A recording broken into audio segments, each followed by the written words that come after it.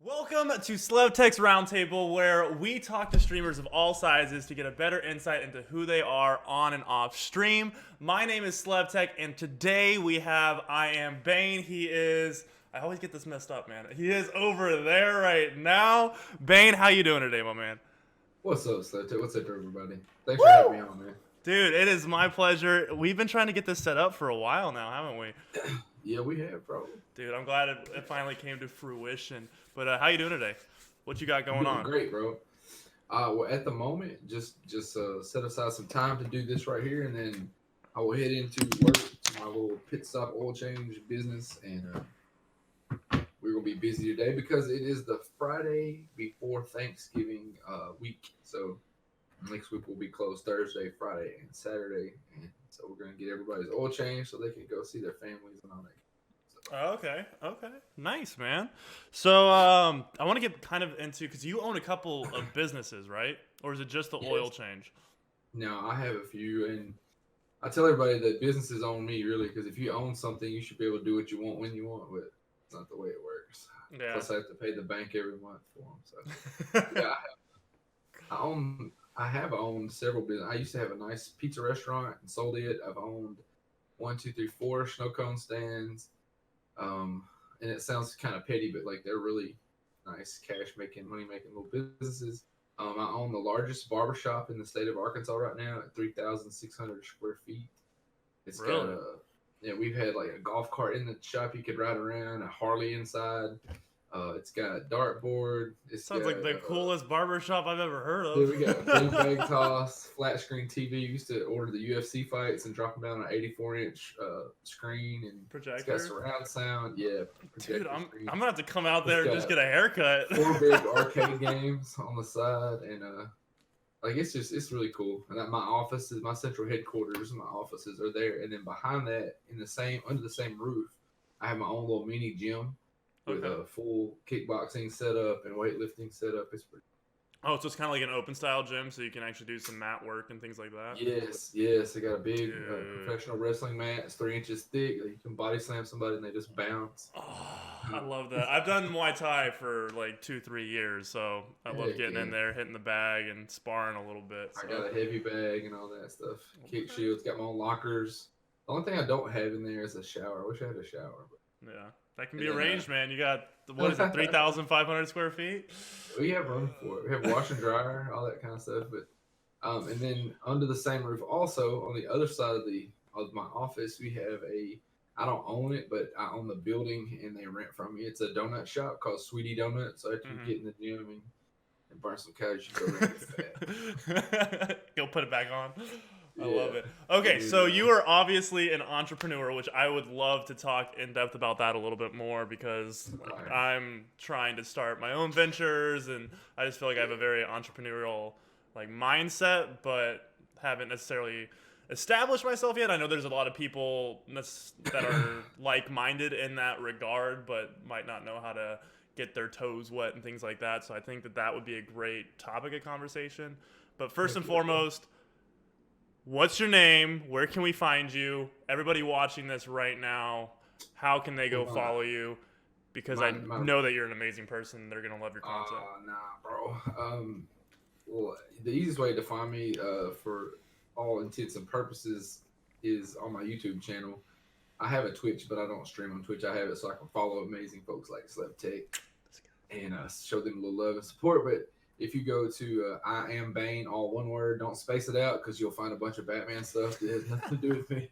But if you put IAmBane all together and hit search on YouTube, it'll take you right to my little channel. We're currently at like 1,190 something followers. That's I'm awesome, trying to get to that 4,000 watch hours. How close are you?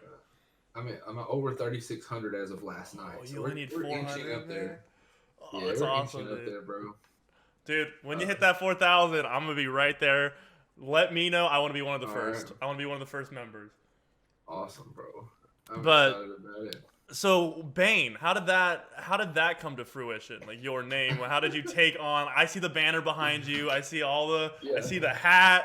Obviously, you're a big Batman fan, but how did you take on that persona of Bane? the Bane thing happened honestly because Batman was taken when I went to my PSN. It was back in and by the way, we can hit on this if you want, but Sure. I have never played online. I've never played any games at all online except for Black Ops 4, and now I've played Modern Warfare a handful of times. I remember you But telling me that was your like Call of yeah, Duty I Black got Ops a 4 was your first Call of Duty. yes, I got a PS4 for Christmas last year, so that would have been 2018 Christmas. I didn't open it Wow. or put it together or hook it up to the internet until like January or February of 2019. And so my first, I don't know, 4,000 games in Blackout, I was playing with this guy. I don't want to say his name. I hadn't played with him in a long time. He's a nice dude, Mm-hmm. but I haven't spoke to him in months. But we just randomly duoed up together, and he was nice. And he was from Canada, and no, it's not Sin Soldiers, but this guy, all he would do, man, like, and I'm telling you, this is who trained me to play Blackout. We would land out in the air in the desert area, somewhere between Turbine and where Ghost Town is currently. It wasn't there at that time. So We'd in land, BF Egypt, we'd land up there middle in of these little nowhere. sheds, and you literally one guy would have a pistol and one guy would have an armor and the other guy, and you try to hide from everybody, Oh and you no. only fought if you absolutely had to. Okay, and you just walk. Like it's like the goal of the game is to die with as much loot as you could find in the most weird places. And so that's how I learned to play Blackout, bro. And so you can imagine when I come up on somebody who's been playing Call of Duty and playing battle royales, for years, they would just slaughter me. And so I could not, for the life of me, and see, I'm all about challenges in life. That's one of the things that, like, if I decide I'm going to do something, I'm going to do it to the best of my ability. Mm-hmm. And I'm not necessarily going to be the best at doing what I do, but I'm going to be my best at doing what I do. Sure. And I No, think I that's respect that. important. And so I'm like, dude, I want to be better at this game. And so I started looking up people. I learned that there was an app and you could go through and see who the top ranked people were. And I just kept going down that list trying to find people to train me, to be my friend, to just whatever, let me in games. And I Wait, stumbled say that again. You upon went through the top like ranked players, and you just tried to. yes. You I kept. just got started. I knew the top ones were like your pros and people that would give me the time of day, but I needed somebody to train me. And so I just went down through there, and eventually I came across Yendry. He was Yendry Cod back then. Now it's just Yendry. Uh huh. And he had like in Yendry, if you guys don't know, he's a good player, a good solid player. And he was streaming a little bit, and he'd have maybe two people watching. Mm-hmm. And so I was like, well, this guy's got the skills, but he doesn't have the notoriety yet. So I might be able to be friends with him. So we played together. And bless his heart, man. Looking back, I'm so thankful for people just like him who were patient with me and had to reteach me. Like I spent 4,000 or 5,000 games learning it the wrong way and Oh my using the wrong god. weaponry and everything. So they had to retrain, which I'm a quick Oh. learner, Yeah. but I had to play with all my settings and sounds, and I was playing on a gigantic that big screen I was telling you about my Oh, the barbershop. 85-inch. Yeah. I was playing on an 85-inch projector. You can imagine Oh the no. lag, the input lag. Okay, and then my internet speeds in town where I was at were 3 gigabytes, whatever. Like it was three up and down. It would take me a day to do an update. That's how Oh slow my internet man. was. And so through talking to different people, Yindri opened doors up for so many great people that he Sure. would play with. And so I ended up finding people just like Slevtek here, and so I've learned, all right, dude, you need to get rid of the headset you have, and you need to get some Astro A40s. You might want to go invest in a Scuff Vantage controller, get you some paddles. You need to get a monitor. I was playing on a PS4 Slim. I got upgraded to PS4 Pro. You need better internet, so I brought all my stuff home and got. I didn't even have internet at the house because I was never here. I was at work, except when I slept. Mm-hmm. And so I've got fiber, 1 gig up, 1 gig down, PS4 Pro, 1 millisecond monitor, small monitor. I've got a streaming computer set up, a Blue Yeti mic. I've got two Scuff Vantages. I've got a big key light above me, a Stream Deck. I've got all this stuff, and it led into me streaming. I was streaming through PS4. I've had to learn how to edit. I make all these I think they're cool. They're fun videos with like sound effects and music and just all kinds of stuff. If you watch my videos, they're funny. more than anything, because that's Links my will definitely be personality. in the description too, guys. So I that way you appreciate don't have to it. travel far to find his channel. You won't have to actually But go to the search engine. dude, I have learned so much, and also all this has been in 6 months. And in 6 months, I went from I've never played this game no, other than just looting and hiding to now I stream. I've got almost 1,200 followers, and it's just fun. Like I'm Yeah. not that great at the game, but I can hold my own. I promise you. If you Yeah. slack, I will kill you. Um, and if you better hit your shot. That's all I can tell you. I'm getting better all the time. Dude, So that's awesome. So are you playing Modern Warfare at all now? Because Modern Warfare has released, or are uh, you when it predominantly still on drops, Blackout? dude, I'm embarrassed to say this, bro, but I was so excited to get a new game. And so I pre-ordered this bad boy, and I have a guy. I don't know how to make thumbnails. That's something I haven't learned how to do yet. So I have this guy I pay to make thumbnails, and I prepaid him to make me a bunch of Modern Warfare thumbnails that are Oh custom no. for my channel. I get the game. I'm so excited, dude. I was at work. I was telling my wife, "Hey, tonight I'm just gonna go straight to the computer." And she's like, "I understand." And I get on there, and the movements and stuff, I hate it.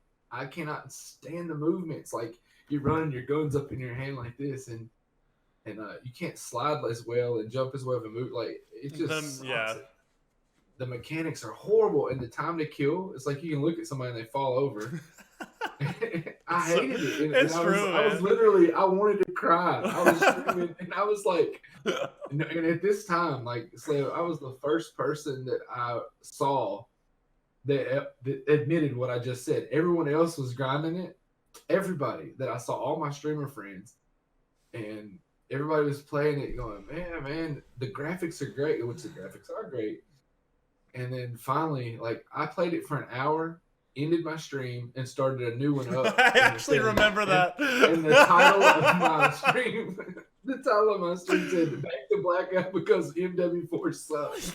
I remember that. We were all streaming at the exact same time when the game released. You Yeah, know, like Expel, Sin, everybody. That's like kind everybody, of that we like you and me Flux, know. Sims, Yeah. everybody, dude. And like I have it up, like I have like my YouTube up on one screen and my Twitch up on the other. And like I immediately see just like Bane come up. And it says that he's playing Call of Duty Black Ops. And I'm like, what is going on here? What? So Yeah. I look up and I'm like, this dude did not like that game. Dude, I Yeah, didn't know I you hate put money into like making thumbnails and all that stuff, so that's rough. Not a lot but of money, but enough that it was annoying. And I yeah, still got those thumbnails, and they're really nice. Like I like the way they look, but the game sucks. And so now, the only time I had any fun on that game is I don't know. A couple weeks ago, me and Giggles and a couple other guys, we got on there and played survival. Now let me back up. Survival in this game mode is not something I'd want to stream for hours or yeah, multiple matches. But like say one match a night at the end is fun because yeah. we lasted to wave 34, I think it was. And that's just what it is. It's waves, so you have to like keep going Yeah, through you got waves. waves You of get bots weapons coming and through, things. Yeah. and you have to be tactical. But it's fun. It's more laid back. And Miss You Giggle, I get- bet, is always saying, "Oh no, oh Oh no." no, oh no, yeah, that's it. And so we had the best time though, and we played. But like after you die, if you last that many waves, the problem with that game mode to me is who the hell wants to start back over at level 1? Right? You Yeah, know? it's kind of like zombies, you know. Exactly. That's how I would If you imagine have a it. good long match, it's like, all right, let's go do something else, or I'm off. You know, I'm not gonna start over again. Exactly. So, That's crazy, man. So I you've been streaming for like 6 months from like yeah, from nothing, you know, like to the point where like, and this isn't even being like over exemplifying it, but you didn't have internet at your house, no, right? Like everything was obviously you were a business owner, so you had internet everything was there, in and town. you had your And offices and things like that.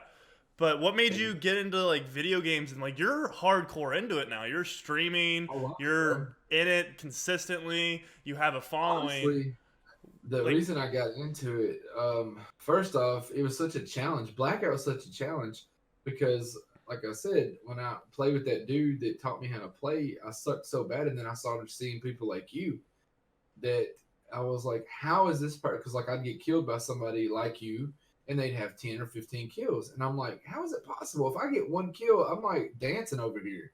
If I get 2 kills, I'm like literally dancing over here. I'm pulling stuff off the walls, you know. Yeah. And so, and you know, if you get a win, it's like, whoa, my God, you want to call grandma and say, I got a win, you know? And I'm seeing these guys like you, just running through lobbies, bro. And so I'm thinking, okay, they're either A, cheating, or B, they know something I don't, and I want to know whichever way it is. And so the more I spend time with you guys, the more I realize you're not cheating. It's just like shooting a gun in real life, which is something I'm pretty good at. And I Yeah. see other people, you pick up a gun for the first time and say, okay, shoot that target down there. It's not as easy as you might think it is, especially when that target's shooting back at you and moving. Yeah. Okay, And there's so many different variables that go into it that I believe personally people that get good at the game yeah, have not necessarily mastered, but have become adept to various different techniques, if you will, or yeah, different mechanics that make them good at the game, even if they don't realize it. You know, because I've been playing Call of Duty since COD 4, which is like 2007. So technically, I have 12 years invested into Call of Duty, just playing it consistently.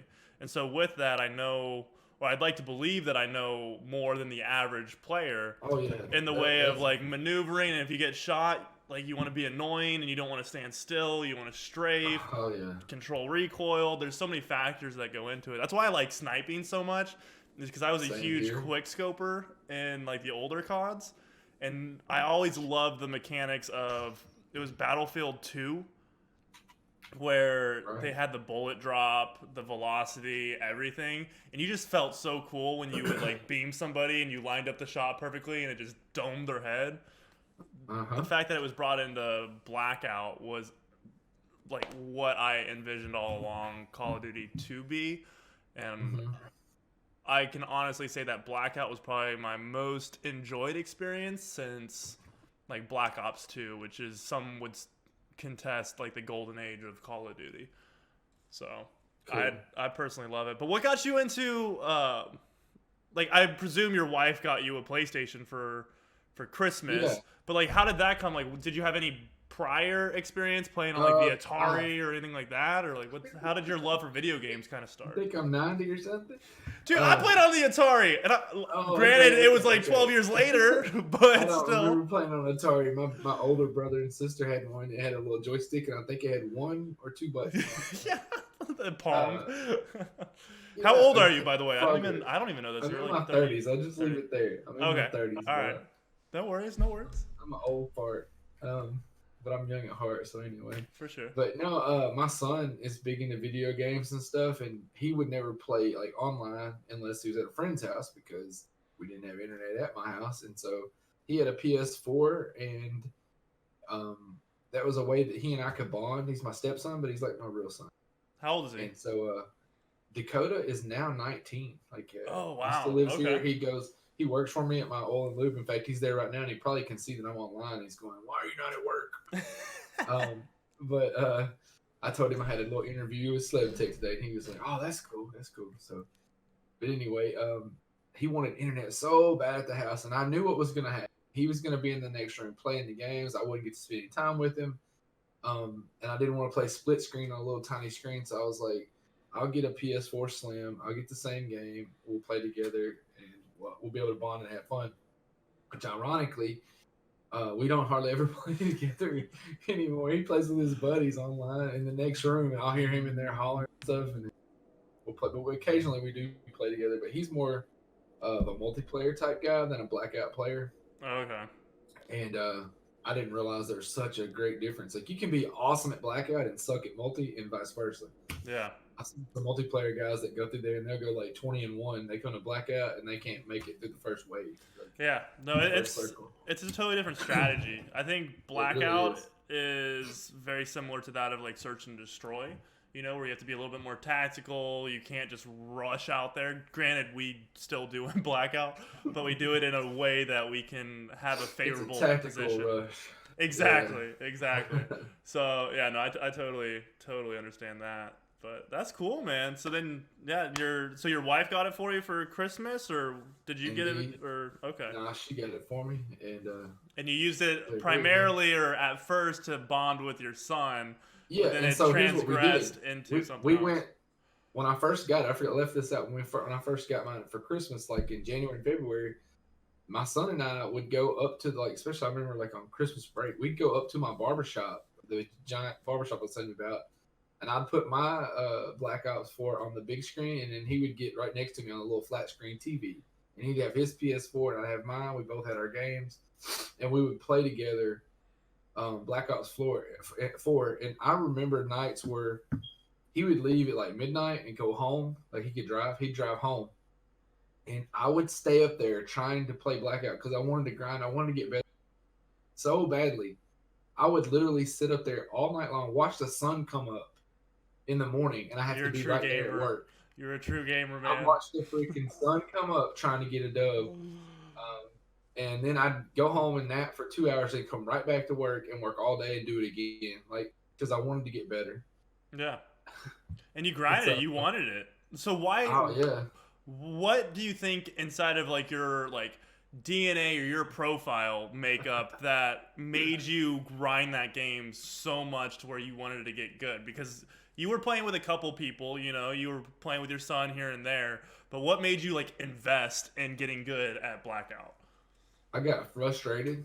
I got super frustrated that anything else in my life I've ever put this much effort into, I could see results, whether it be physical training, whether it be kickboxing, mixed martial arts, business, studying for a test. I mean, just about anything and everything I've ever done, I've had to work for it. But if I put that many hours into something, I'm going to be pretty decent at it. And I wasn't. And so it was a challenge. And I didn't want to give up and walk away. I didn't want to say, well, people like Slevtek can be amazing, but I'm going to suck no matter what I do. And I was like, okay, I can't accept that. Yeah, I've got to get better. That. I want to get better. I may not ever be as good as Slevtek, but I need to be the best version of myself at this, and this is not it. This cannot be it. I refuse to be this terrible at the game. And so I just kept grinding it, man. So what would you say then for those that are maybe in your position or trying to get better at the game? Because I feel like we always hear the success stories. delete it, and go find a healthy hobby. No. But like that, we'll refuse to give it up. Because like for me, it's one thing for me to give advice because I'm not saying that I'm the best player in the world, but I'm definitely great. But I don't feel like we ever really hear people that suck at the game. Like really hardcore. Nobody will admit it. Yeah, nobody will admit it, but also that just got introduced to video games relatively recently. What do you think you did that other people don't do that made you better? Because when we play now, you were in like Bad's tournament and you slayed out on some kills, you know what I mean? Yeah. How does somebody that just got introduced to video games that is kind of going down the same path that you're going down right now, how did they improve when they haven't had 5, 6, 7+ years of experience just playing video games in general? It's going to require a lot of time, and then you're going to have to experiment with stuff a lot and listen and learn. Like, go to people like Slevtek, go to people like Sin Soldiers, Flux, Spiros. Spiros was the first streamer I ever watched. And I would watch their tutorial videos if they had them. I'd watch anything, and like the reason, like, all right, my sniping. Okay, so to me, there's 3 aspects of Blackout, 3 aspects of engaging. You got close range, mid range, and long range. It's just, and I'm a fighter. I've fought for world titles before, kickbox for years, and just in fact, I fought in 2016 in July. I got second place in a big kickboxing tournament, the biggest one in the world actually. And so it's the same thing with that. You got your close range, mid range, and long range. And so of those 3, the worst thing I had was sniping for the first 4,000, 5,000 games. You give me a Paladin, a Koshka, whatever, dude, I'd never hit you. If I got lucky, maybe I'd hit one shot. And so I was trying to focus, aim, and hyper focus. And while I'm aiming at you, I'm getting killed every time, no matter where I was at. So really and truly how I got better at sniping, I was watching, again, I hate to keep tooting his horn, but Yendry. I noticed that Yendry, when he had a Paladin, as soon as the crosshairs crossed over the person's head, he pulled the trigger. And if he missed, he immediately jumped, moved, regrouped, and did it again. Bah! And eventually he was dropping people. And I started watching Spiros. I started watching Slev. I started watching all these other guys. And that's kind of the same thing they were doing, unless they were quick scopers, which, by the way, I suck at it. Can't quick scope. I don't know how you guys do it. Haven't even played with it much, but it's not natural for me. Yeah. But now, if you give me a Paladin, a Koshka, an Outlaw, I'll take your head off. If you don't even have to move, you don't have to stop for me to do it now. I can fight with a sniper rifle and hold my own. I'm not as good as Slevtek. Don't get me wrong. But I can hit people. You're fluffing me I, up, man. I feel like the Michelin Man.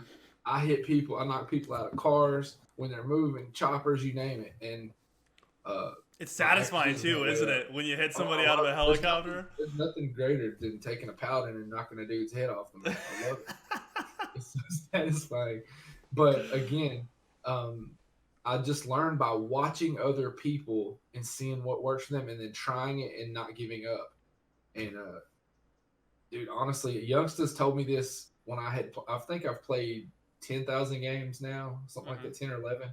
But when I was at 6,000, I talked to youngsters in chat, and he literally told me, he was like, dude, play 6,000 more games. And I was so discouraged. I was like, that's your great advice. Just keep playing. Woo! 10,000 hours. And so I kept playing. And you know what? He wasn't lying. I mean, yeah, there's more to it, but if you keep doing the same thing the same way, of course you're not going to get better. But if you keep trying new things and watching other people and be adaptive, don't get stuck in your same little rut. And I'm trying to find every player is going to be different. Just like I said, I keep going back to the analogy of fighting. You don't need to be Conor McGregor. Not everybody can win using all of his tactics, but you can certainly learn from it. Like if you're not a person that's going to do well wrestling on the ground, then you need to stand up and strike, but you need to learn how to get up off the ground in case you get taken down. So, I got with a cordite, I got to where like up in close range with the extended mag on there. That's my secret. I'm going to win. I'd say 7 out of 10 of my fights up close with somebody. When I say up close, I'm talking about MOG distance. I'm going to win those in a fair fight most of the time, because I got so much freaking ammo and I've learned to hip fire. I don't ADS much up close. Or I'll switch in and out really fast. And that's just through a lot of practice, a lot of running, a lot of being killed. And I got that down. I was like, okay, now I just need a long range, because mid range is the hardest. To me, the most difficult range in Blackout is your mid range, right? Your KN, your SWAT, Rampart, all that stuff. The AR range, yeah. Yes, the AR range. If you run into people like Slev and Sin Soldiers at that range, you better bring your dang A game, because you're going to get dropped. I don't care if you've got a pally. It's too close for pally combat unless you're a quick scoper, which I'm not. And it's too far for the cordite or the MP40 or whatever. You're a little bit out of the effective range of those weapons. Yeah, you're in that gray area. So I've had to learn to use grapples and smoke to close the gap, or to put more distance between me and these great players to try to give me a chance to knock one down with a pally, or to get up close enough to them to use my little skills and movements with my cordite. And the cordite's so forgiving. I suggest using the cordite with extended mag. If you're new at the game, if you're not amazing up close, it's so forgiving, dude. Because it's the spray and pray weapon for sure. You just use it as that. Yeah, you get hit marker after hit marker, but as long as you keep running circles and moving, when that other guy goes to reload, that's your chance, because you get to keep spraying. Because I don't care what he's using, he's gonna have to reload before you do. Yeah, that's one thing that I can say when people like do ask me how do you get better at the game, because they'll see me play and they're just like, dude, your movement, I don't understand how you're able to survive these gunfights, things like that. And I don't mean that to like toot my own horn or anything like that. No. But one thing that I always consistently say is be annoying. Like that's legitimately the best advice that I can give you. Is people will tell you to hit your shots, people will tell you to play more games, people will tell you this, and that. But honestly, if you're annoying, they're gonna get frustrated. The player you don't want to face. Yeah. Exactly. They're gonna get frustrated, and then they're either gonna overextend themselves, they're either gonna flee, they're gonna try to contest you, and all you have to do is just be annoying. So like, let's say you're fighting in the woods, right outside of firing range. There are trees all over that place. Use one of those trees, pop to the left, hit a couple shots, pop to the right, hit a couple shots, and just keep doing that. And they're like, this dude's so freaking annoying right now. I'm just going to rush him and try and kill him because I'm tired of this gunfight. And then they overextend themselves, and then they're in the open, you're not, and you have the favorable positioning. You know what I mean? So like that's one thing that I can personally say that I try to do consistently that I see a lot of people not doing. They'll try to either stand still, shoot them down, and try and land more shots than the other person. And for me, I feel like that's sometimes just rolling the dice, because you don't know what that outcome is going to be. You don't know if they're just going to hit their shots and have a good kill. I would rather not have it go up to kind of luck in that regard. Right. So That's me. But let's kind of segue out of Blackout. Let's go into more like your personal life. All Kickboxing. right. How did you get into that? Like I've heard you talk about like big tournaments, championships, things like that. How did that kind Well, of come up from like 001? Like when was like the first time you started fighting? okay. When I first started fighting, we're Oh, you're. trying. Can you say that again real quick? Your mic cut out. I'm sorry. Yeah, when I first started, I was with my dad as a kid. My Mhm. dad used to box in the Air Force, so Okay. I remember I have pictures of me when I'm like a toddler, and I'd have boxing gloves on. My dad would be on his knees, and I'd have his lips bloody. We'd be in the living room, and I'd be boxing around, learning to throw jabs, hooks, crosses, and head movements and stuff, and just it's basically what you just described in Blackout behind the tree. That's what you have to do in real life. You gotta have good movements and cut angles and make your opponent not know where you're gonna be or where your defenses are, where your offense is coming from, things of that nature. It's footwork, all that kind of good thing. So I was real interested in that then, growing up, and then without getting into too much detail, in high school I got in several fights. I wasn't a bully and I didn't look for confrontation, but to the contrary, if I saw a kid getting picked on a lot, um, I Stone was the for him. guy that yeah, I'd have to go over there and tell the bully, the one everybody else was scared of because he was a loudmouth. I'd go over there and be like, "Hey man, you know, this is necessary. Chill out. Let's not do this. Whatever." And sometimes that led to a fight, and so I dust them up real quick. Go to the principal's office. I've actually had a principal tell me before, hey, you're free to go. Thank you for doing that. He needed it, and I made really good grades. Um, so I mean, I wasn't a troublemaker at all. I've never For been sure. arrested, anything like that. So, but I tried to use my skills, kind of like Robin Hood, steal from the rich, give to the poor. Try to beat up the bully, and take up for the kid that's got a gimpy arm or whatever, and Yeah. Just do the right gets thing made fun of. essentially. Yeah, Yeah. and so did that.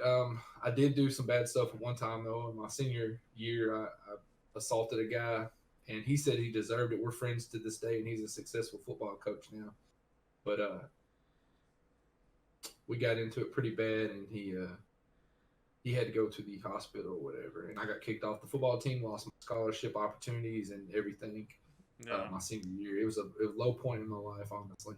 We all have those. But So yeah, at that point in high school, were you already training in kickboxing, or was not that just, formally. but just kind of with your father learning With my father, movements and and things then I like had a that? group of friends that one guy now, he's a state SWAT team explosives expert, hand to hand combat expert.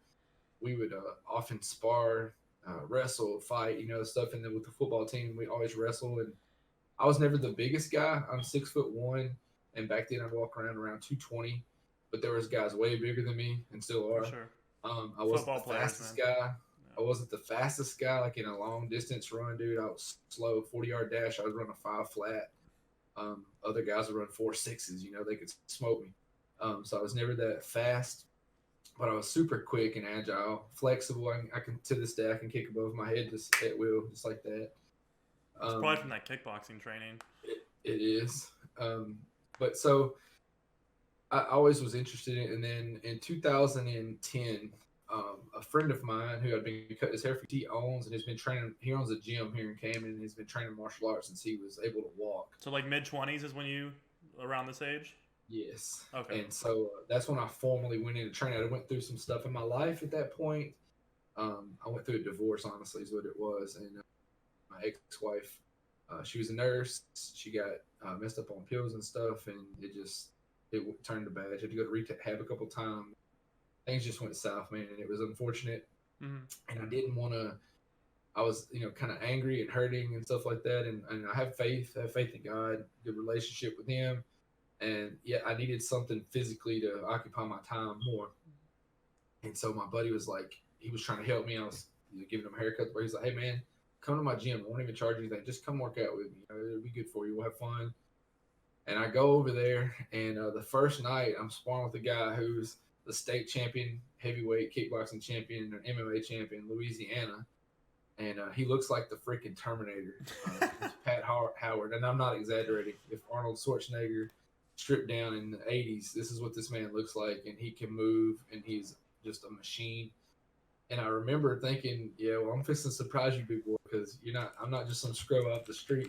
So we get in there, It lasted about 10 seconds, and he dropped down and put me in a knee bar real quick. And I was like, what the mess, you know? So I made me a friend that night, and we started training together more and more.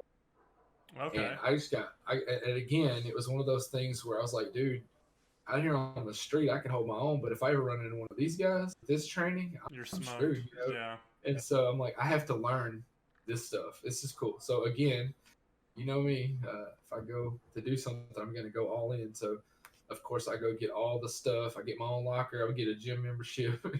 I go up there and I start grinding for the next several years. And I ended up being a corner, state licensed corner, like going to fight, do the Vaseline on the guy stuff, and to Sure. be with them in the fights. And then competing, I've trained with some guys that are professionals, um, out of town, out of state. I've been all over the place and traveled to Florida to the biggest, worked my way up to the IKF, the International Kickboxing Federation World Championship. They had guys from like 40 countries there, 400 men. I ended up fighting the biggest guy there. His name's Larry Green. He's in Georgia. If you ever watch this, Larry, much love to you, big guy. Um, and he's 6'4", 310 pounds, and he looks like Kimbo Slice, big old black guy, the big old beard like this. And Just I mean, he yoked just out looks of his like a tank. mind. Oh my god, dude! And Oh, and so anyway, he had never at the time that I fought him. This is in 2016, in July of 2016. Kimbo there, Larry Green. He had never ever been to the second round of a fight. He has beat everybody by knockout in the first round his whole entire career. The guy's got multiple state championships, and he'd worked his way up to the International Kickboxing Federation World Championship tournament, and that's who I draw to fight. So you can that's imagine I was rough, man. excited. And so we go in there, and I'll be danged if I didn't beat him. First guy to ever take him to the second round, and I beat him. We come out in the second round, and shortly after it starts, he does a spinning back fist that catches me, and I saw it coming. Mm-hmm. But here's one of the things: training with a small. I've been at my gym, other than the one big heavyweight. Most of my training partners are way smaller and faster than me, which in a way is good because I'm a big guy, I'm a big heavyweight, but I move like a small guy. My movements Sure. and stuff are not. I don't stand flat footed and just swing. I'm constantly moving. Well, the guys I train with, when you see this movement, like with the body torso twists, 9 times out of 10, it's going to be a spinning back kick, which is going to hit you in the midsection. And so my defenses are for that. No one throws a spinning back fist at my gym hardly ever. So I seen Larry's back twist like that. I said, okay, here comes that spinning back kick, and I already know what I'm going to do. And I drop my guard just a little bit and brace for it. And he comes with this big rain. I've got it in slow motion on my phone. It comes over like a big rainbow, boy. Oh And no. that big old, his fists are as big as cantaloupes. He caught me in the side of the head, and I went down. Boom! I got up, and I remember seeing like 3 Larrys and 2 referees, and I couldn't clear my head quick enough. Like I wanted to continue, but the ref was like, no. Called it, yeah. Which I'm glad he called it because at that point I couldn't have defended myself well. And so Larry ends up winning to me by TKO in the second round. But you were the first person to ever bring him to the second round, right?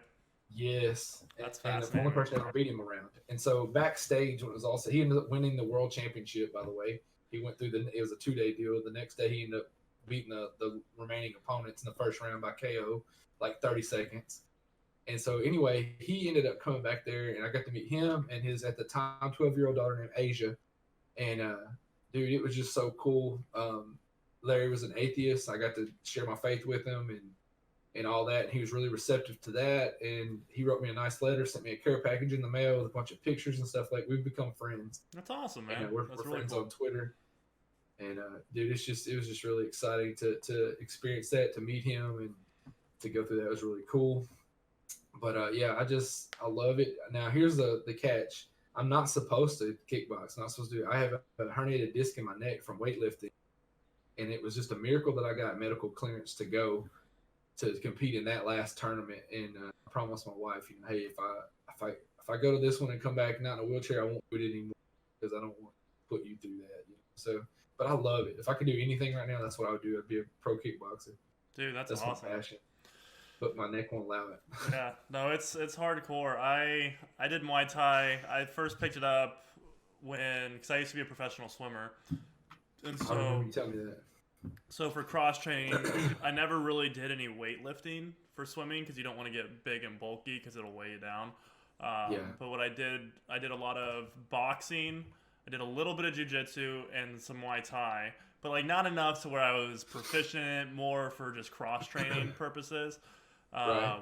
And then I would do a lot of rock climbing. So rock climbing was my no. main thing. Dude, I love it. It's hard for like Yes, tall sir. guys to rock climb because you're so lengthy that there's so much more weight distribution, Yeah. just with leveraging. But it gets your core really strong. But regardless, did that. So I knew the basics, I would say, but I was nothing extraordinary by any means of the word. But when I moved to Puerto Rico after I retired from swimming, it was a forced retirement because I had surgery and whatnot. Yeah. But I went to Puerto Rico, ended up kind of soul searching there, took Spanish. I'm originally from Puerto Rico. Cool. And so kind of got in touch with my roots a little bit more. And in there, I found a boxing gym or a Muay Thai gym and started training, and absolutely loved it. Fell in love with the process, the work ethic, just the dedication factor. I really liked that aspect because being a professional athlete and then not being able to compete anymore is essentially like taking a dagger to your heart if you're a true competitor. So that allowed me to still be competitive. I love contact, and swimming's definitely not a contact sport, so I kind of found a new love for fighting. See, I didn't like the contact. I like giving it, but I didn't like taking it too. Really? I loved enduring it, man. Like I could take some punches, but it would fuel me a little bit more. But there's nothing like getting hit with a clean punch where it phases you, bro. There's nothing you can really do about it. You get hit the right angle. Yeah. I can't tell you how many times I left the gym with a headache. Yeah. I had a fractured orbital bone right before my fight too that healed up. Nice. Like it was awesome. I caught a guy's heel hit me right in the head. The little dude, he was a former state champion. Did it split you open? It did not. It just was like a big whop. Bam. And then I can send you a picture of it on Discord. I'll show you my eye up under here. It was actually on this side though. You've ever seen a frog how when it pulls air into its load, it's like immediately like this right here broke inside. I didn't know it, and I went to the bathroom and I blew my nose. Air went up in here, boop, and it was like, oh my god, it was freaky, and I could like push on it. So I've seen that on some MMA fights, like at the post conference before, and they did an X-ray on it. Another time, right before I went to Orlando, I kicked the guy in the head, and my shin hit him in the skull, and I had a knot. I couldn't walk that night. My shin, I thought it was broken. We went and X-rayed it, and it looked pretty rough, but it healed up as well. So it was cool. Nice, man. Yeah, no, that's cool. I've got into my fair share of unsanctioned fights, if you will. Yeah. My sister, primarily my father growing up wasn't necessarily in my life all that much. Before my parents separated, he's a professional baseball player. Now he manages. So my dad almost went pro in baseball. That's cool. Yeah, he played for the Cubs in like the '80s, but on the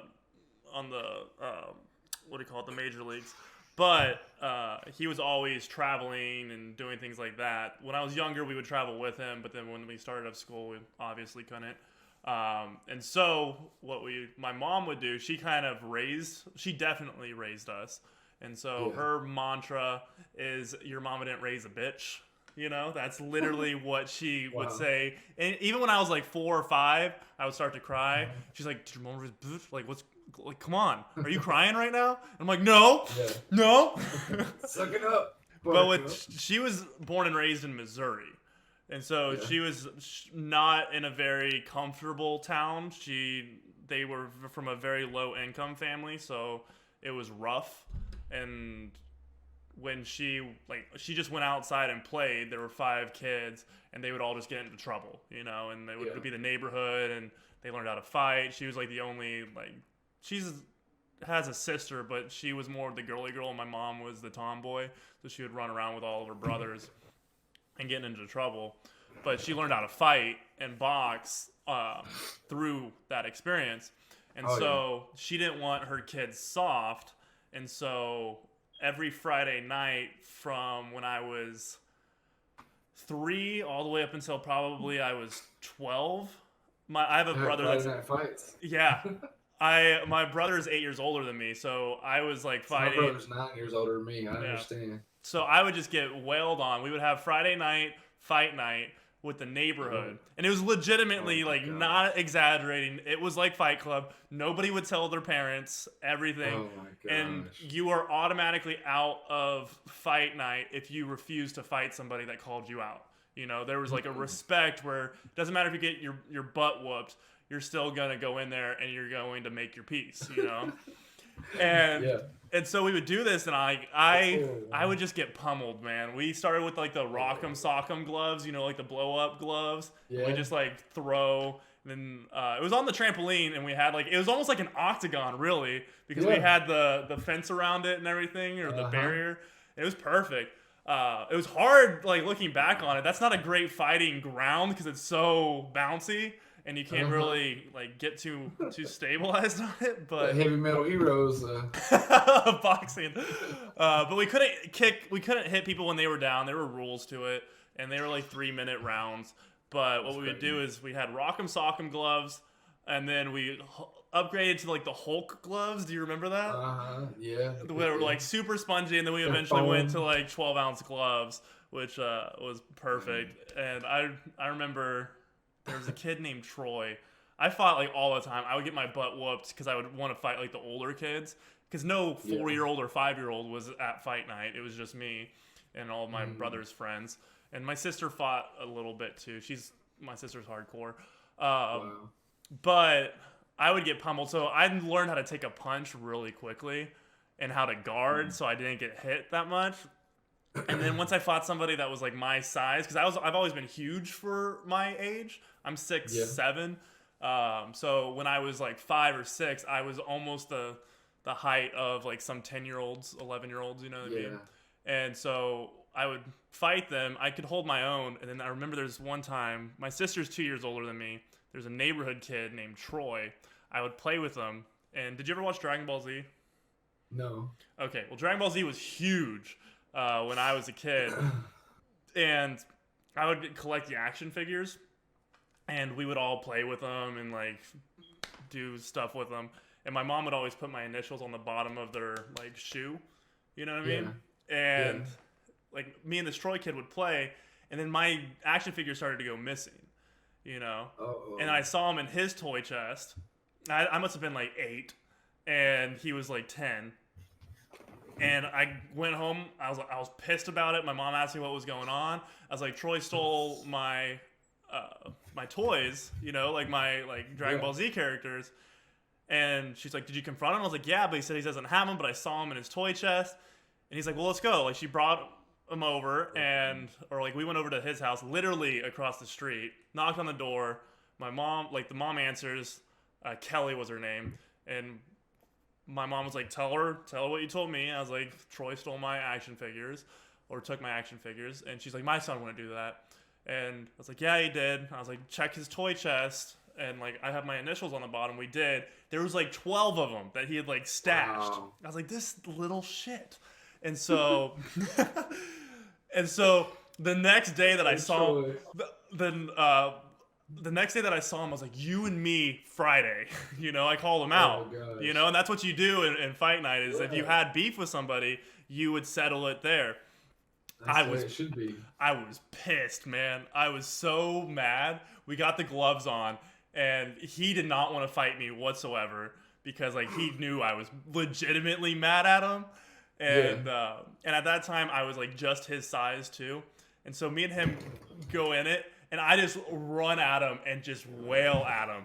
And he just drops, goes into like the fetal position. He has to stand back up and just keep going until he submits. At that point, my brother nicknamed me Roy Jones Jr. because he's just like, dude, I've never seen anything like. I've never seen you pissed off to where you want to like hurt somebody, and like that's where like my fighting experience kind of started from. And then my sister was a model growing up, and so I got into a lot of fights. And like defending her honor. Well, yeah, like and stuff like that. And then I got suspended the second to last day of school because a kid was getting picked on in the basketball courts at recess, and it was third grade or fourth grade, and I ended up like trying to break up the fight, and then the kid Dustin Copus, if you're watching this, fuck you, but I'm sure he's a great guy now, but at the time he was picking on him.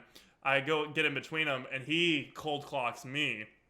And then I get pissed, and I just hit him square in the face. And kids at that age don't really know how to fight, and so you get hit with a clean punch. He just dropped to the floor and started crying. I got suspended the second to last day of school. But, yeah, my sister, I would get in fights with her so much. My freshman year of high school, I was in Blue Springs, Missouri, because my grandfather had Parkinson's disease. He was stage 4, so he didn't have much time. So we wanted to spend some time with him, so we moved out there for a little bit. And it was kind of crazy because we were in a good part of town, but also like a bad part of town. There were a lot of like, I wouldn't say like gangs because I wasn't in like the ghetto, but there was activity, you know? Yeah. And me and my sister were both swimmers, and I'm the only person in the history of that high school to get kicked out of a swim meet for fighting. Oh wow.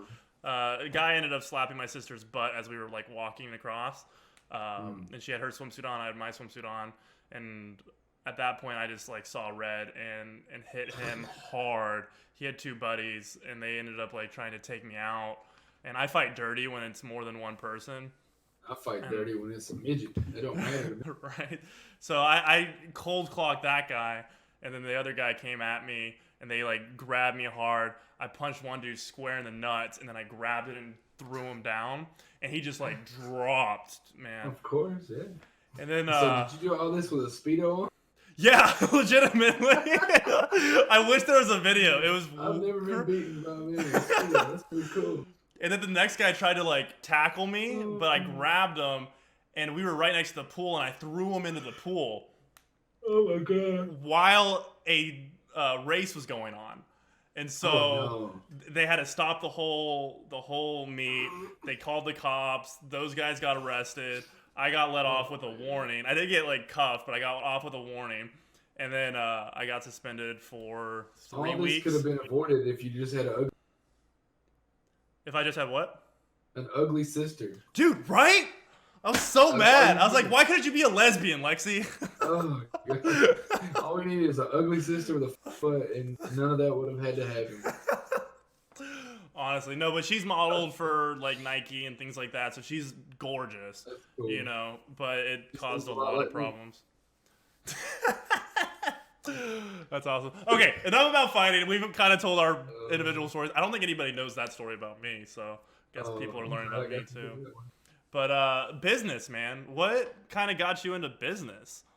What was your first business? Like, how did it go? Trials, tribulations? Okay. So I had after that fight I told you about in high school, I got Keith off the football team. Mm-hmm. I had gotten my girlfriend pregnant in high school, and about 2 weeks before my daughter was born, she and I broke up against my wishes, and I was going to be an optometrist. I was wanting to be an eye doctor. That's my aspirations, and I did have academic scholarships, but I lost my football stuff because of the other incident. And so anyway, I was going to college. I had 3.75 GPAs, in school full-time, working 2 jobs. And let's just say, because I don't want her to see this later and think I'm trying to stir up anything, but she just started making some bad choices. We'll just put it that way. Mm-hmm. And my daughter was in a situation living with her that I didn't think was good. And I dropped out of college for my daughter's sake, and went to barber school because my dad at that point was a barber and owned his own barber shop. And I knew that I could support a family if I went to barber school. It would only take me 1 year to get out, and I could try to buy my own home and get custody of my little girl and get her out of the situation she was having to live in at that time, which wasn't good. And so against my, what I wanted to do, I did what I thought I had to do. and I dropped out. Went to barber college for 12 months in another town, and came back, bought a home, filed for custody of my little girl, and the court saw it my way, and I got full custody of her. Uh, she was 5 years old, and if I had went to optometry school, it would have been another 7 years. Yeah. So she would have been, 11 years old, and I was just scared. Honestly, I was scared. What is she gonna live through for the next 7 years, just so I can go live my dream? That's such an impressionable age, I can imagine. Yeah, and I was just worried that the type of people that were coming in and out of the house at night and what was going on there. I was scared my little girl was gonna get abused or hurt or killed or raped or whatever. So, I just didn't. I had to do what I had to do. So I went to barber school, got custody of her, and for the next 14 years, I cut hair. And I budget well. Like I've never been given anything. I've never inherited it. My mother is dead. She passed away when I was 9 years old, and she came here as an illegal alien from Mexico, snuck across the border as a little girl. My mom, my biological. Wait, hold up. Hispanic. You're Mexican? I'm half Mexican and half Irish. My dad's Irish, and my mother was full-blooded Mexican. I went and had one of those 23andMe DNA tests to confirm it, and it was all. It's right. So. All right, respect. I'm half Puerto Rican, so I got you, brother. So anyway, my mom died with cancer when I was 9. She became a States. She became a what? A naturalized citizen of the United States. So she earned her citizenship later on and loved her country. But anyway, she passed away when I was 9,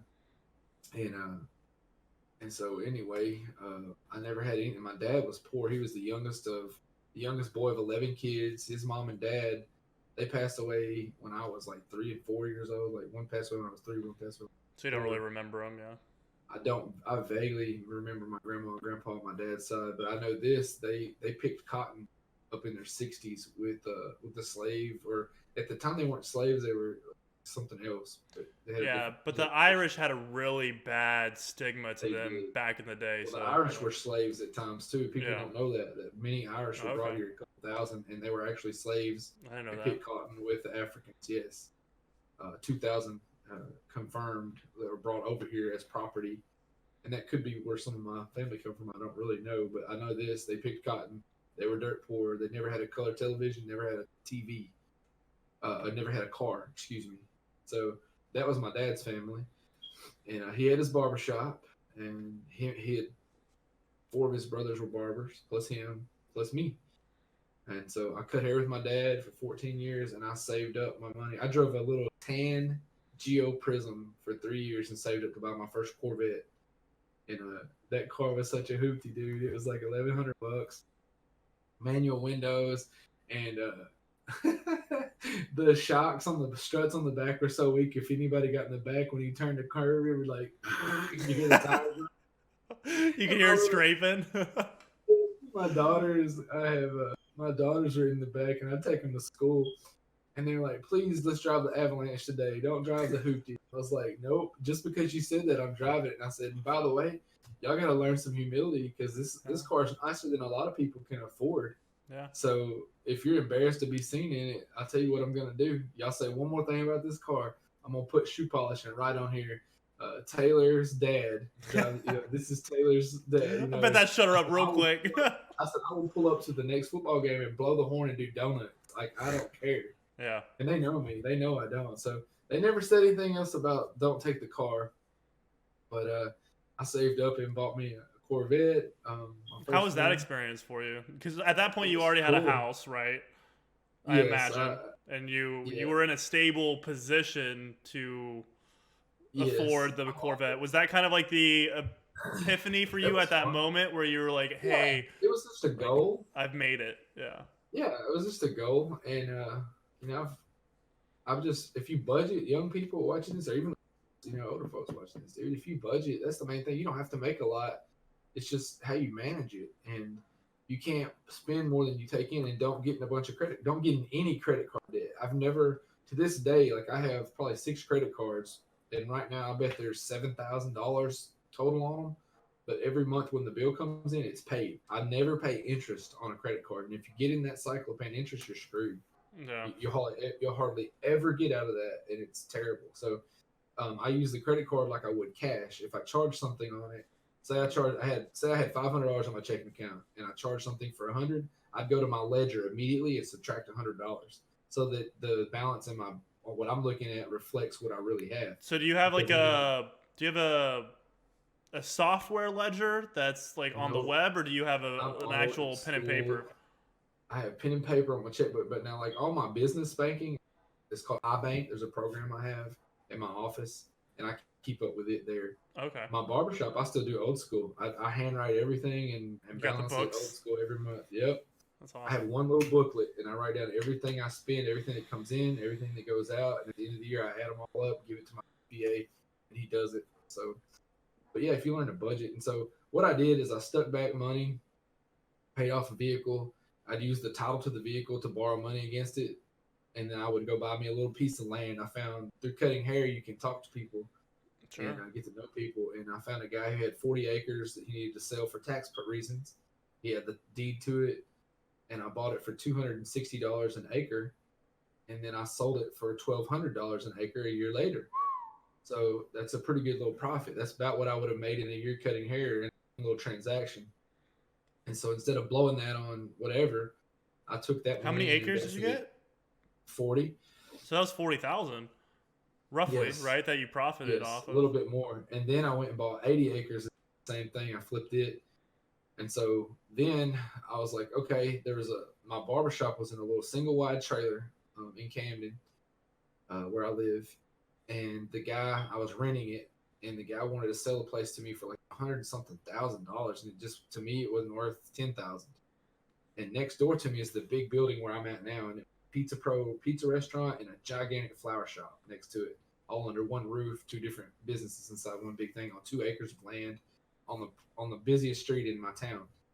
And the flower shop people, the lady got sick and owned it. She was older, and they were shutting down. So I went and talked to the owner of the building, who happened to own the pizza restaurant. I said, "Hey, Mr. Lane, I'd like to put my barbershop in there. Will you rent that out to me?"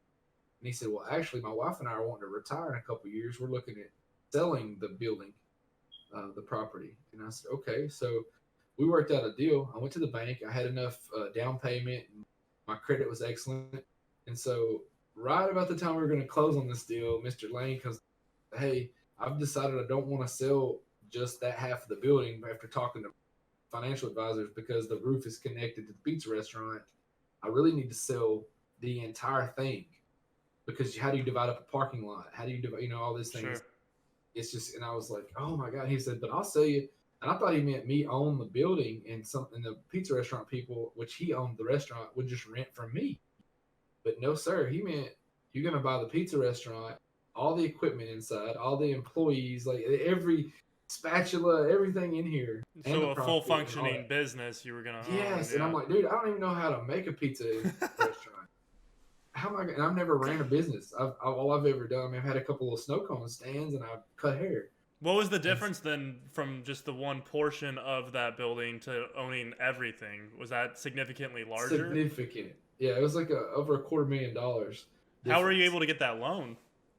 Uh, What was the I had original already like piece that you were gonna, like that one little place where you're gonna 40, open the barber? like 40,000. So you went from And 40 so to a quarter of a two, million dollars yes.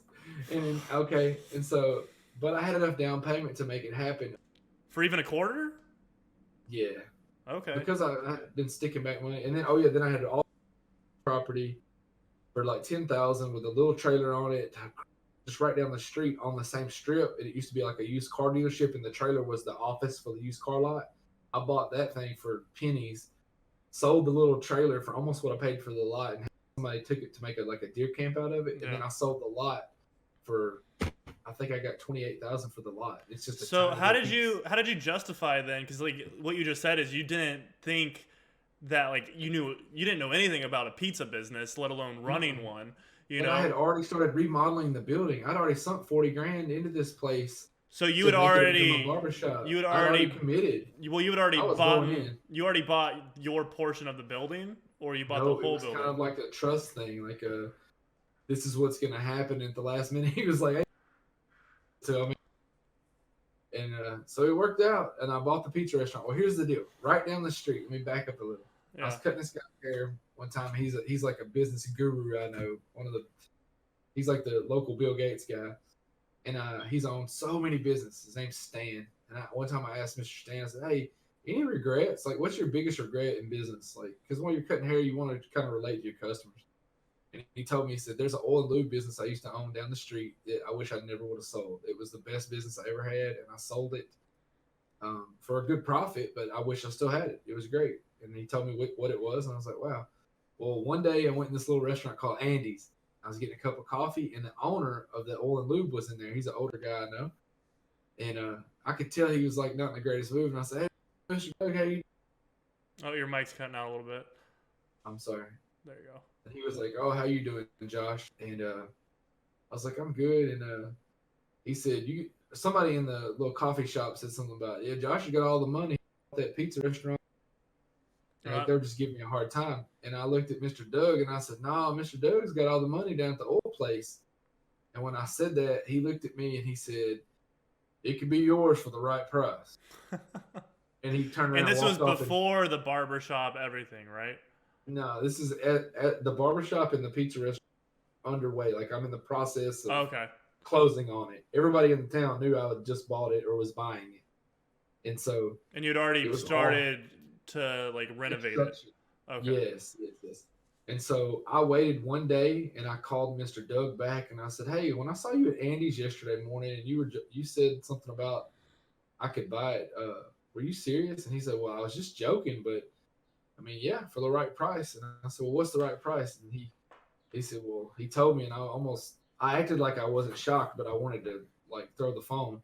So then I called my buddy, Mr. Stan, back and told him, and he said, "Josh, if there's any way you can get it for that price, you better jump on it." And I said, "Stan, that's a lot of money, you know." And I just bought the other. He said, "I'm just telling you, if you don't do that, and if word gets out in this town, it'll be gone. Within 48 hours, another wealthy person will just buy it." Yeah. And so, long story short, I went to the bank and went to another bank. I flew to Ohio and met with my brother because he owns a $1.3 billion company up there in Ohio. Your brother does? I said, my brother-in-law. He's married to my sister. And he looked at the books. I had all the tax documents, all the paperwork on the oil place. And we got a plan together on how to get it. And I went to the bank, and by the skin of my teeth, I was able, without borrowing a dime from anyone else, to take everything I owned and put it on the table. And they gave me both businesses. So now I went from cutting hair in a single wide trailer and that was 6 years ago, to owning $1 million worth of businesses on the best street in the town, and have done really well ever since. Like, it's been a journey, dude. It's been a ride. So what do you attribute then to? First of all, congratulations. That's huge. Well, thank you. You know, that's definitely what I would say, because entrepreneurship it's like a fad right now. Everybody and their mother wants to be an entrepreneur. You know, it's kind of been beautified a little bit in the recent years. But what would you attribute your success to? Like, before you started any businesses, like what do you think is the one thing that got you or opened the door to being a successful business owner for those trying? Man, it comes kind of natural to me. I don't know how you say that, honestly. Like, it comes natural to me. It's just like, I don't know. I just be me. As far as workers go, I treat my employees great. Yeah. I budget well. I never owe anybody, like a lender or anything like that. Yeah. I mean, I owe the bank, but like, my old delivery truck came yesterday and dropped off thousands of dollars worth of stuff. I've got 30 days to pay that. It's paid for right now. Yeah. And it's not because I'm so wealthy. I've literally got $1,000 in my account right now, and $50,000 a week will go through there.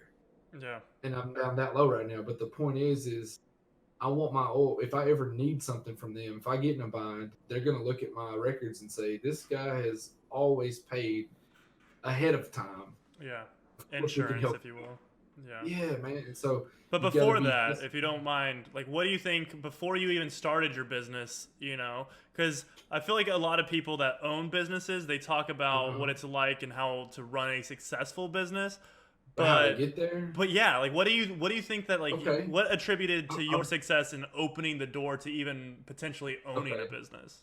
Does that make All sense? right. So number one, you've got to have good credit. That's just plain and simple. And I try to help. I've helped a lot of my and all of my kids, people I've mentored a lot of students. I used to be a youth pastor at a church for a few years, and I also wrote a book during that time. I forgot, we can talk about that in a minute, but I wrote a book that's in 7 countries now.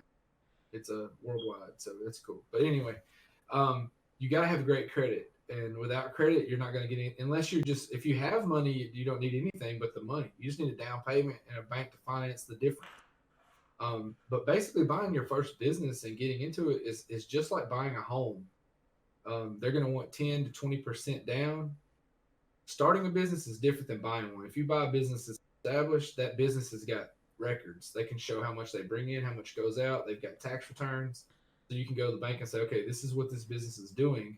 I'm going to buy it for And this you've done amount. both. So you opened up your Yes. barbershop business, which is starting a business, Yes. and then you bought the oil business. So, Yeah. okay. And then the pizza restaurant, and then the snow cone stands, like all those. Those snow cone stands are $10,000 a piece, and I had 4 of them. So I mean, it was. You think snow cone stands? You think it's? I think it's some little kid on the side of the road with a Sure. a little. But no, those were legit businesses with work schedules, inventory, and they generated a lot of cash. They did. They were really good. Yeah. So But credit, having great credit great to credit's number start a one, business. Yeah. and then if you want to start up a business or purchase one, you're going to need a lot of capital, operating capital. So you save up money, and that goes back to budgeting. So, like, if you had $10,000 saved up, you want to buy a $200,000 business, but your credit sucks, you're not going to get the loan. Yeah. But if you have excellent credit, but you have no money to put down, and you find a great business, you're not going to get the loan. So it's a You're going to balancing need, of the two. you're going to have your excellent credit score, and you're going to have some money down. And I tell you what, the way I was able to secure the loan for the oil place, because I'd already put every dime I had down. I had nothing to put down. I was still short about 10 grand. I gave them the title to my Chevy Avalanche, which was they knew the guy at the bank, the president of the bank knows me personally. He knew that it was like my show truck. And my dad picks with me. I hope this doesn't sound whatever. I don't know what term, but my dad always picks me because I'm half Mexican on my mom's side. Like every vehicle I've ever owned, even that little Geo Prism I was telling you about, I'm gonna have custom wheels on it, custom tires. I'm gonna have a sound system, TV screens, like, and it's not for a show. Like I don't do it so I can drive by and people look at my stuff and think I'm cool. I do it for me. Like if nobody ever saw it. In fact, I own vehicles now. Nobody ever. I don't even drive them. I Yeah. like them for me. It's what I like. Sure. You're a car And guy. every vehicle I have, dude, it's gonna have a hopped up engine. It's gonna have wheels, tires, custom paint, like everything. I don't know. And my dad So, says the Mexican in so me. you levied that then for your I loan, took that to the the bank and said, title. "Here, take my truck. If I don't pay you, you have my only wheels of transportation. This is it. Okay. You know I'm not gonna default on you. I'm gonna give this all I have." Yeah. And the president of the bank was like, "All right, So how did you know that the makes president of the sense." bank? You said you knew him. It's a How did you? small town. I've Yeah. known the president of every bank around here, just cutting their hair and doing business. There's 14,000 people, 13,000 people in my little town. So, cutting hair. Every politician in town for the last 14 years that I cut hair, they every year during elections they come to the barbershop because it's like the central hub for Sure. all the men in the community. You get the barbershop to pass out flyers and brag on you, you're going to get elected. And so I got to meet all the judges and all the politicians and all that stuff, and like it was just that was cool. So like the president of the bank would come in and get his haircut and That's do cool. all that. So one thing Yeah. that I'm kind of picking up on is, well, first of all, the advice that you've given is good credit, raise Yep. capital so that you have a combination of the two, so you can actually get a loan to That's it. acquire a business or start up, have the capital to start up your business. Yep. But that I feel like that's one part of the equation. The other part that I Yeah. don't feel like you've touched base on, maybe because you're a little bit too humble, I think, possibly, is your personable skills.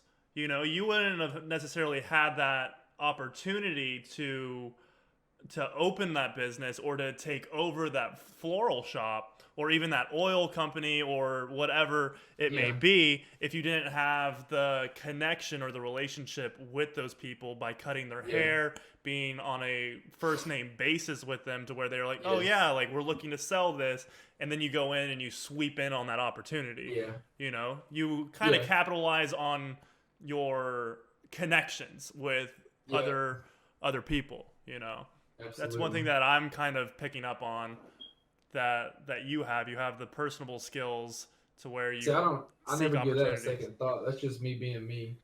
But that doesn't I come treat, natural to a lot of people, you know. does it not? Okay, so I don't even think about it because it's all Yeah, I just cut hair, treat everybody in the little town. Some people hate me, some people love me, but I treat everybody the same all the time. And I Yeah. don't care if it's some dude walking down the street with dreadlocks and his pants sagging. If he needs a ride, if he needs something, I take care of him. I so treat him no respect and different than I do the gratitude. president of the bank. Like I treat everybody with dignity until they give me a reason not to. Yeah, And I don't give anybody any extra clout just because they have some kind of status or whatever. I don't know. I just try to treat everybody the way I want to be treated. sure. There's days when I'm walking around, I look like a hobo, and there's days when I'm walking around, I've got a tux on speaking at the Presidential Center in Little Rock. It's just don't judge me by that moment. Judge me for who I am. Give me a chance, you know. For sure. So treat people well. Same thing with my employees. I don't know if I'm too nice or what, but everybody tells me that most of them should have been fired a long time ago. But I treat everybody good, and I try to understand that nobody's perfect, and if you judge somebody on their worst day, then you're probably going to be judged on your worst day, and I don't want that. Like, Yeah, I don't know. People deserve grace, and I'm not going to let somebody abuse me or just keep doing the same For things sure. over and over and over. But like, I mean, just this week I had to write a guy up. He blew up on a customer, but I told him, you know, hey, this happens again, I'm going to let you go. I'm not going to have you run people just because you're having a bad day. yeah. But I also understand I have done the same thing before. I'm not above you, but I can't let this be a habit, you know. Yeah. So, Yeah. No, I completely understand that. Some people don't know. I used to be a professional ballroom dancer for like 2 years. yeah, you told me that. I don't even really know how to dance, to be honest. I just kind of faked it. Flow around. Yeah, but Wait, let me go and take a leak real quick. I'm about to die. oh yeah, go for it, man. By all I'll be means, right back. I'll join. I won't join you, but I'll go to the bathroom separate from you. Okay, we're going. But yeah, no. So I essentially was the manager of a ballroom dancing studio Uh-huh. because I'm one thing that I pride myself on is I can talk to people. Just how I Yeah. was cultured early on, traveling so much, and it's just kind of people have said that I have like the gift of gab, you know. Yeah. But with that, it's made me kind of adept to human behavior a little bit more, and so I quickly became the manager of the studio within like a 6-month period of me being a student on my first day at the studio, which was kind of fascinating. But one thing that I always told my team is like I'll never be mad at you for making a mistake. If I want you guys to make mistakes within reason, obviously, you know, don't do cocaine in the back room, you know, stuff like that. There's clear like crossing the line boundaries, but Yeah. like make mistakes, but then let's talk about it. I'll have a conversation with you. We're going to talk about how to not make that happen again. And then we're good, you know. If you do make the same mistake twice, then we'll have a problem. You know, that's how I've always kind of led my team in whatever that I do. Is it's like, because I know what it's like to be in a certain situation where you just don't necessarily know, or like, yeah, you messed up, but you know you won't do it again. I think that it's a learning experience, and that you gain respect out of that, but people do try to take advantage of it, so you have to be strong in certain aspects but be lenient in others, you know. That's how I kind of always viewed being a manager, which I think kind of ties into being a business owner as well, because you are managing a business. You're managing people. Yeah. At one time I had like 40 employees, man. That's tough because I care about them. I'm not just saying that for this. seriously, I care about each and I pray for each and every one by name every night. Like I care about what they're going through, who's sick in their family, everything that they bring to work with them. It hurts me. When they do good, I'm happy. When they do bad, I'm not. Like, I care about every one of my workers. I know their kids by names. Everything about them I can do. And so, and that's to me, it brings a lot of hurt. Like I feel things. I'm a passionate person, I guess you'd say. Like if I knew you were in trouble right now, dude, I've never met you in life. I would feel your pain for you For without sure. you even wanting me to. And like injury, for example.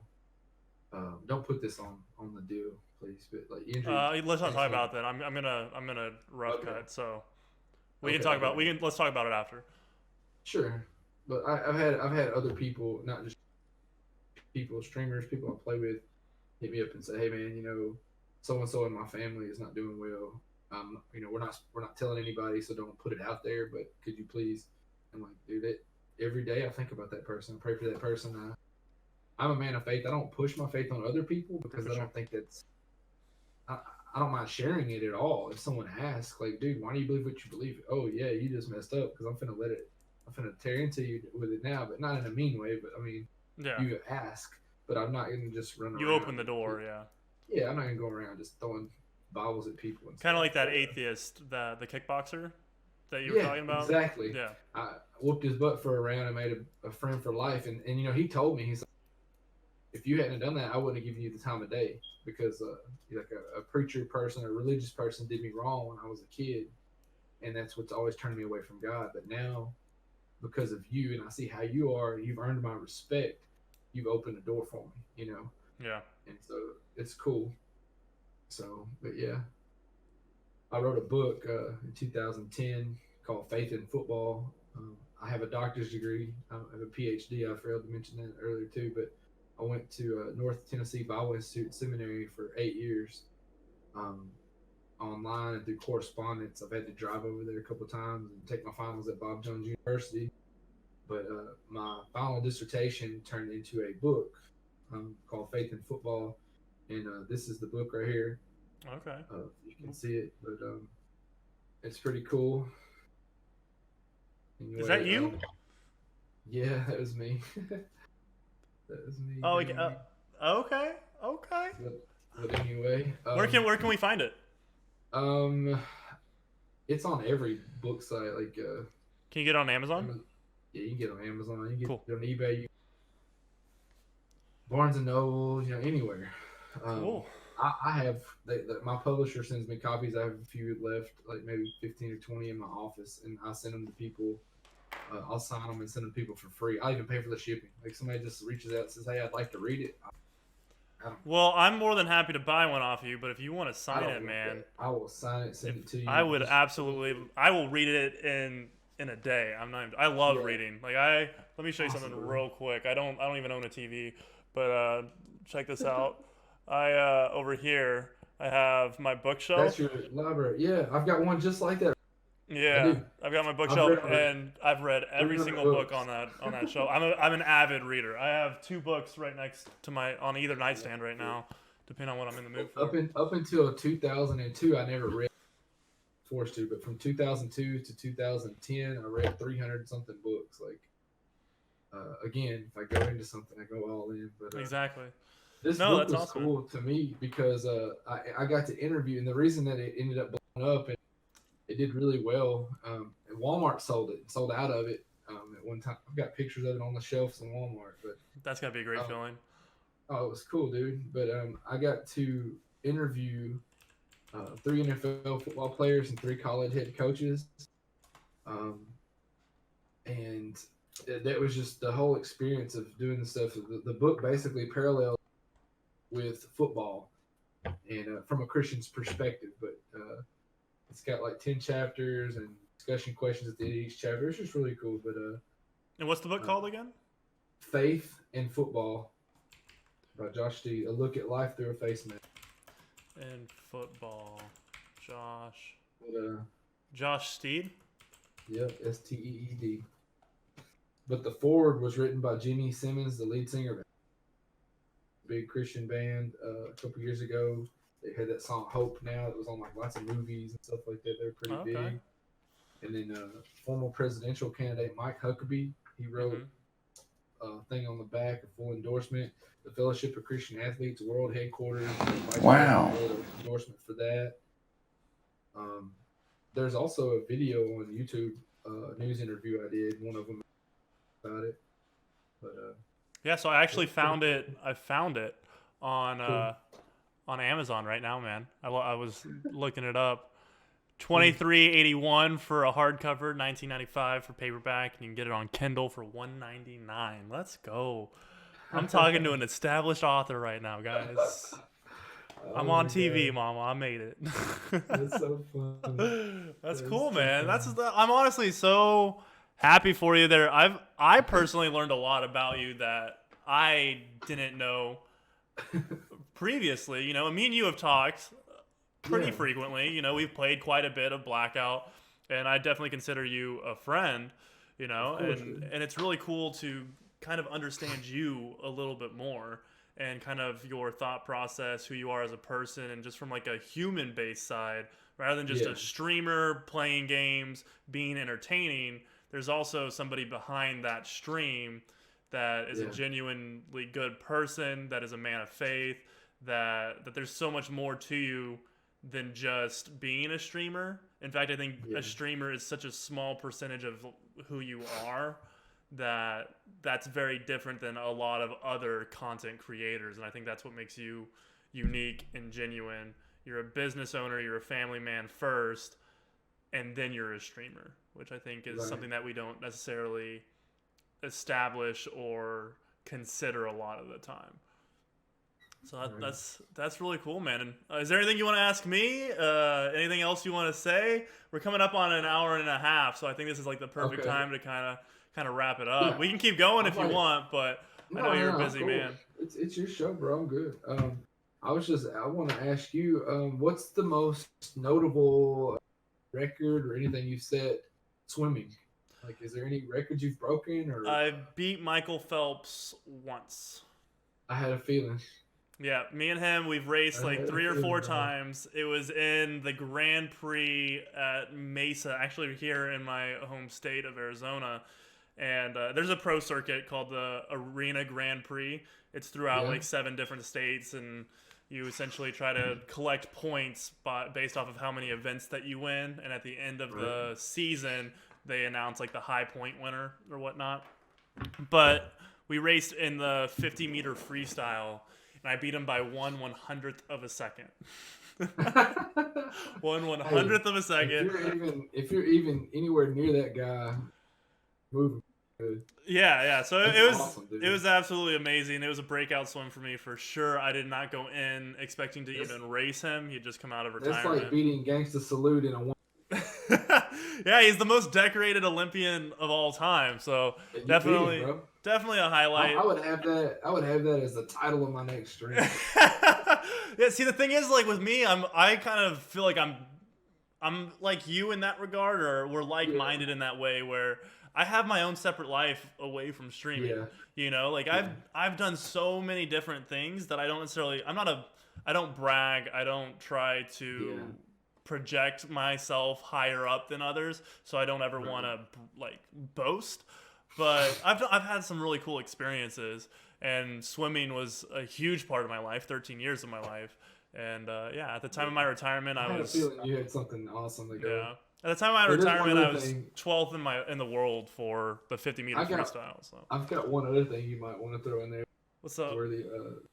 It's funny as heck. But all right. So my best friend in real life. I'm not gonna give his real name because he is a state trooper, state SWAT team member, and all that. But he plays Blackout, and he's a lot like I was when I first started or whatever.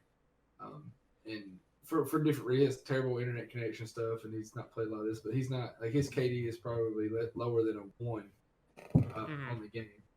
But he's fun to play with. He's a great guy. But in real life, I'm telling you right now, in real life, this guy will rip your freaking face off of anybody. Like he is the guy, seriously, legitimately, not exaggerating.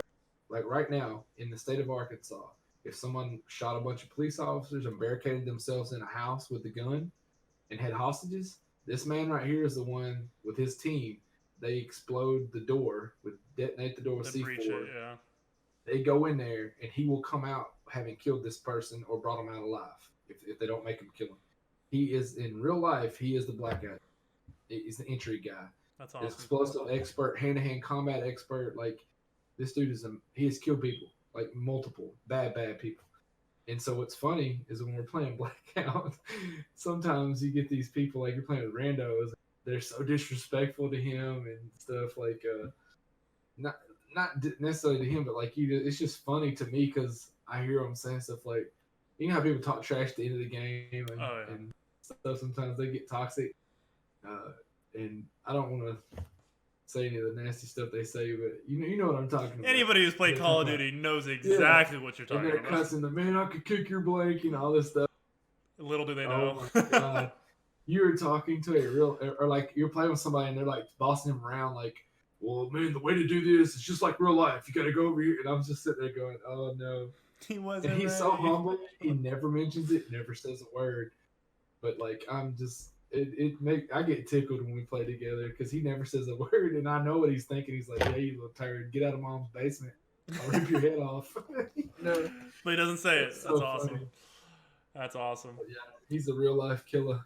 Nice, man. Was there anything else you wanna ask me, my man? I'm trying to think. What's your longest snipe?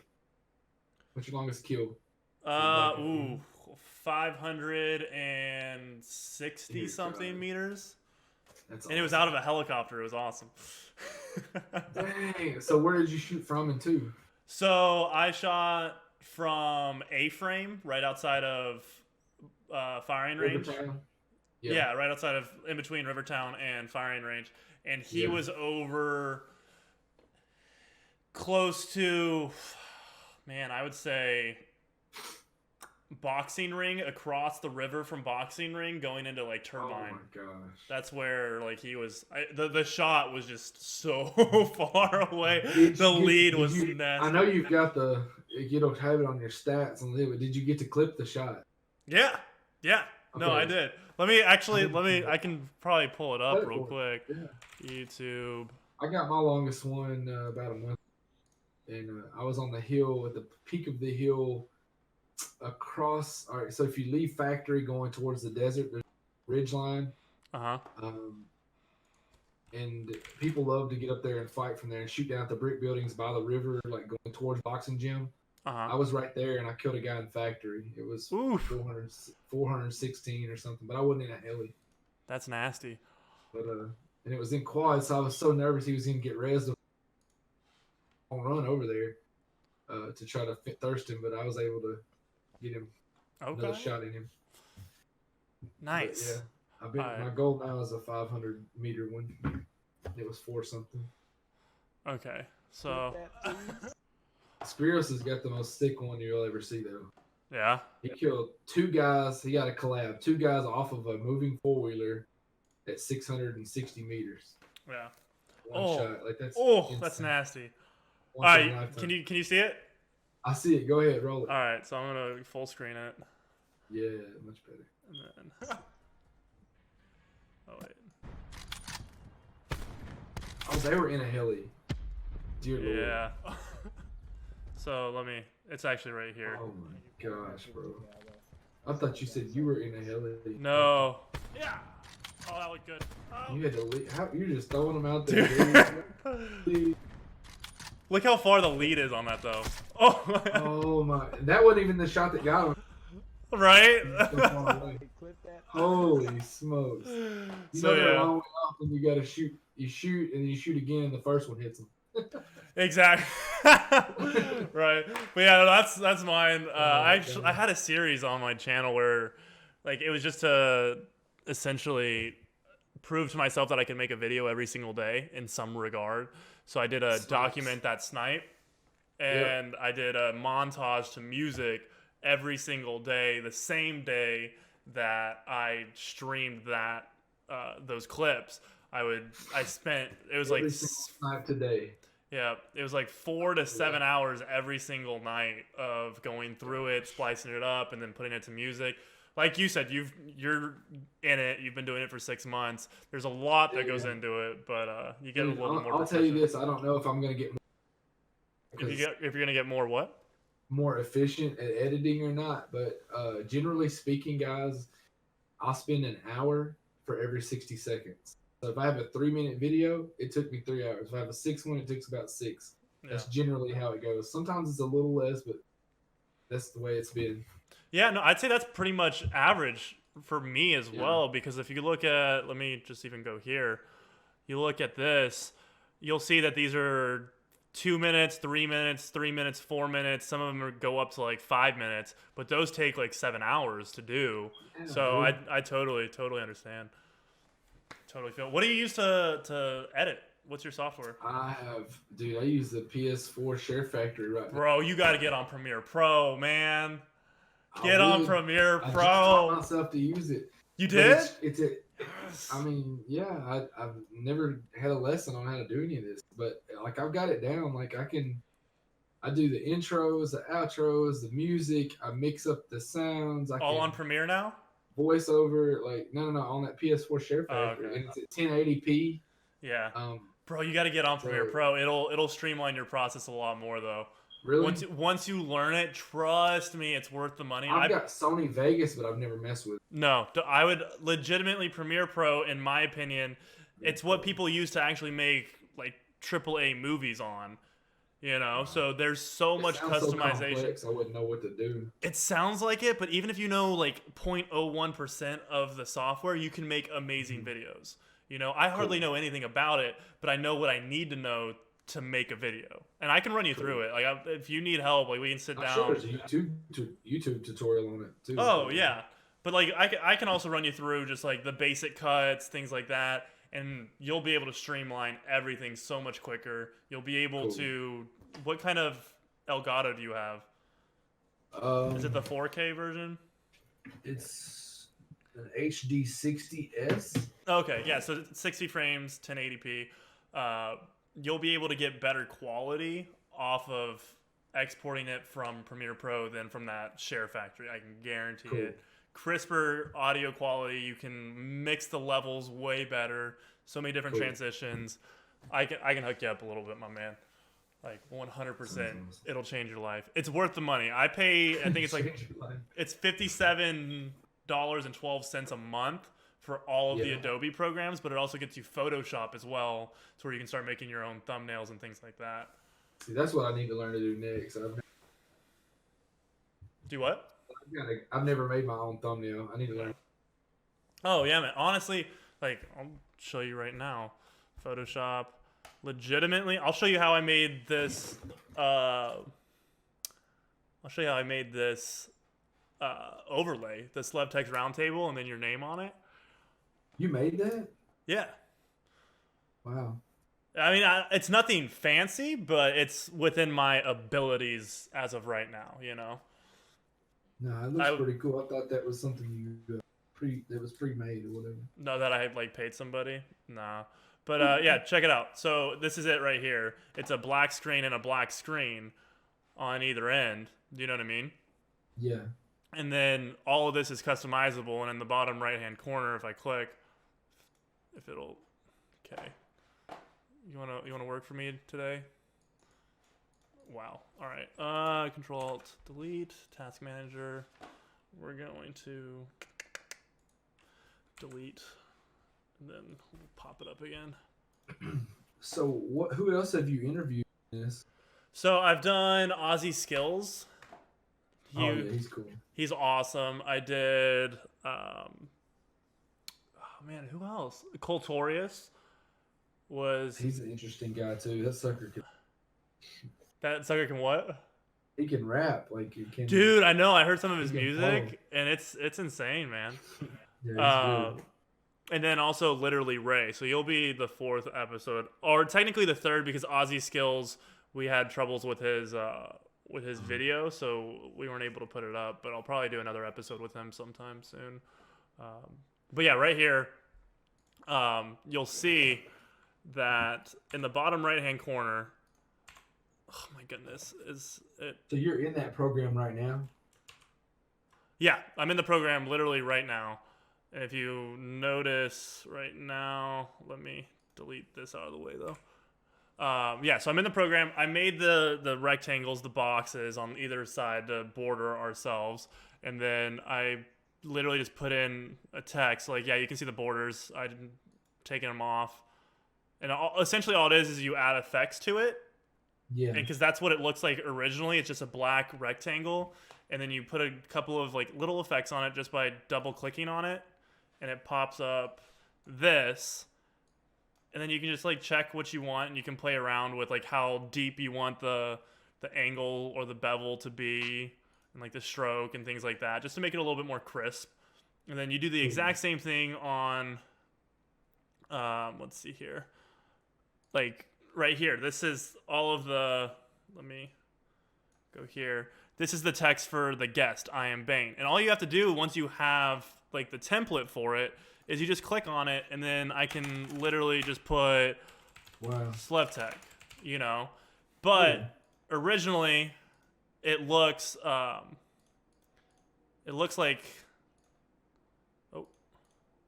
it looks like that, you know.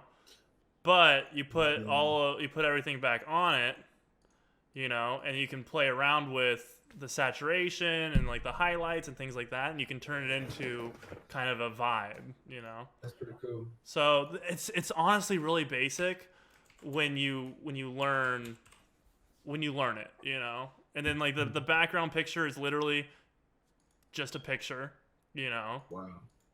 And then you just compartmentalize everything that you want in it, and you can do so many things with it. Like I can even, let me see if I can open up another one. So 20 kill most kill challenge. This one was fun. This one was with me and Expel. Yeah, that's the best one I've ever seen, dude. Thanks. And so what I did is I took a picture of my face, and this was the character that I was using at the time, and I took a picture of Expel's face that I took off of his stream, photoshopped it to where I cut it out, and then pasted it onto the character that he had. But what I had to do is I had to go into the game itself in theater mode and put like a boxing stance. So then I could cut out that figure, then post the face onto it, make it as one, and then put them together. And then you just put your name, the title, and everything. It's time intensive, but it's worth it to get what you want. And that's what I love, is it allows you flexibility to create what you want if you're a creative person. But like you can see right here, I didn't get his whole head in here because his webcam cut it off. So I had to make do with what I had. So it's not perfect, but it's good enough. It's perfect, bro. So it's perfect. It's just something fun, you know, to do. That's awesome. And it allows you to have your own style and your own channel, you know. That's not like somebody else's. But all right, man. Well, I think honestly that's a great place to wrap up. We've been an hour and 45 right now. Dude, thank you honestly so much for coming onto the podcast. It was absolutely thank you, bro.